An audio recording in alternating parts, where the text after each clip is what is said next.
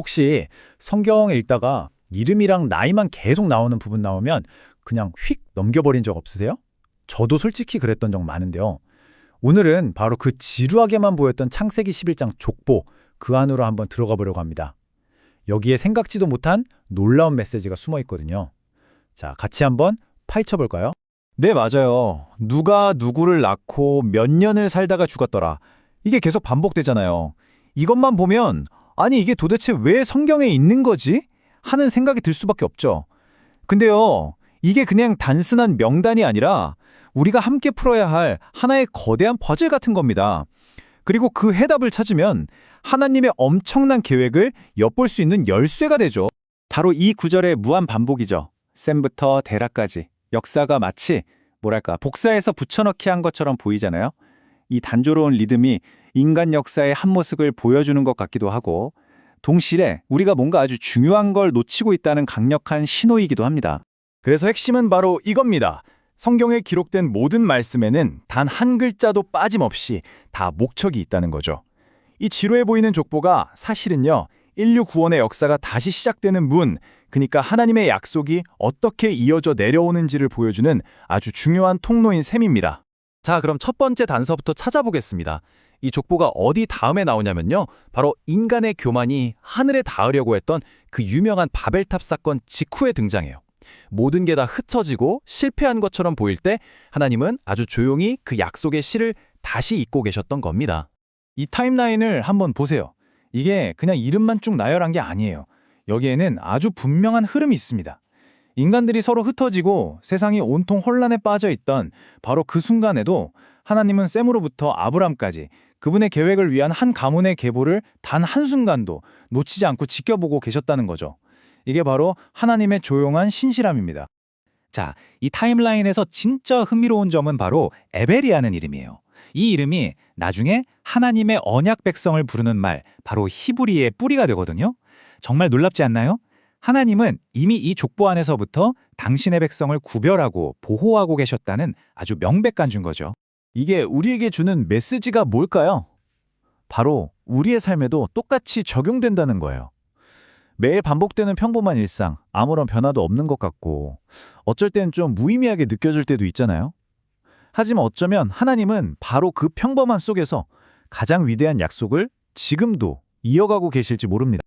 자, 그럼 이 끊어지지 않는 약속의 실이 마침내 어디로 이어지는지 볼까요? 놀랍게도 그 끝에서 우리는 한 가족을 만나게 됩니다. 그런데 렌즈를 아주 가까이 대서 들여다보면요, 그 모습이 전혀 이상적이지 않아요. 하나님의 위대한 계획이 시작되기에는 너무나도 부족해 보이는 상처투성이인 한 가족이죠. 이 한 문장이 정말 많은 걸 담고 있죠. 아들이 아버지보다 먼저 죽었다. 이 집안에는 깊은 슬픔과 상실의 상처가 있었다는 뜻입니다. 하나님의 그 위대한 부르심이 완벽하고 행복하기만 한 그런 가정에서 시작된 게 아니었다는 거죠. 이 가족의 상황을 좀 더 자세히 들여다볼까요? 자식을 먼저 가슴에 묻은 슬픔이 있었고 부모를 잃은 조카 롯을 떠안아야 하는 현실도 있었습니다. 게다가 그들이 살던 곳은 우상 숭배가 가득했던 갈대아 우르였어요.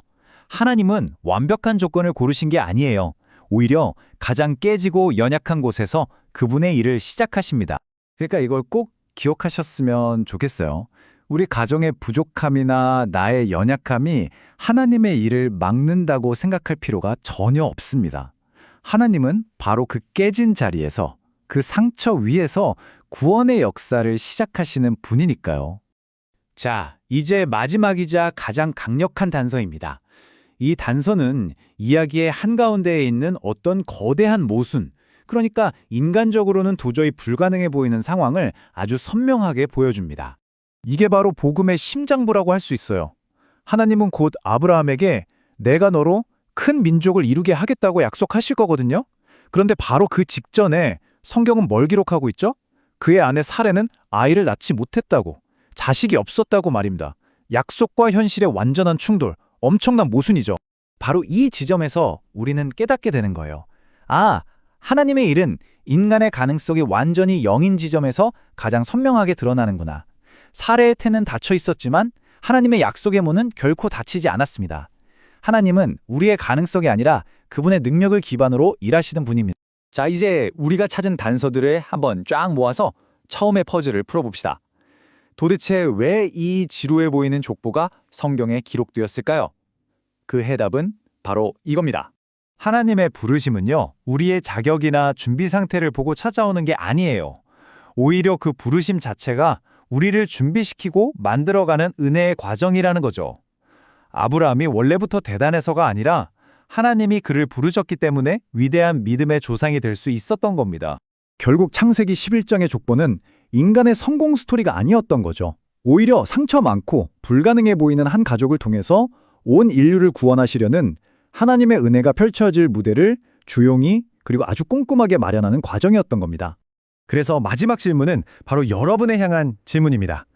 어쩌면 무의미하게 반복되는 것처럼 보이는 당신의 일상, 해결되지 않는 문제와 상처로 가득한 당신의 현실, 바로 그곳 어디에서 하나님은 지금 새로운 약속의 문을 열고 계실까요?